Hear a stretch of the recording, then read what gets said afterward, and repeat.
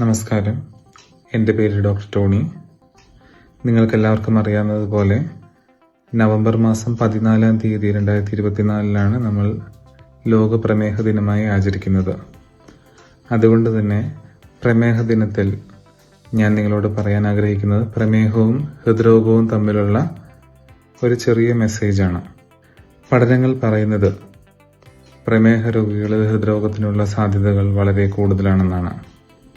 അതുകൊണ്ട് തന്നെ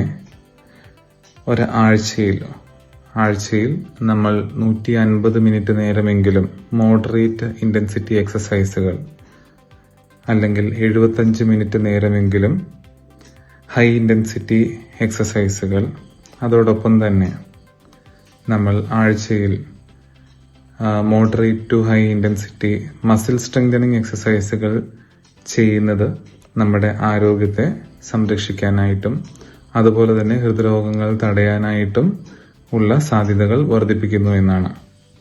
അതുകൊണ്ട് തന്നെ നമുക്ക് പ്രമേഹ രോഗികളിൽ ഇത്തരത്തിലുള്ള എക്സസൈസുകൾ നമ്മൾ ഹൃദ്രോഗങ്ങൾ തടയാനായിട്ടുള്ള സാധ്യത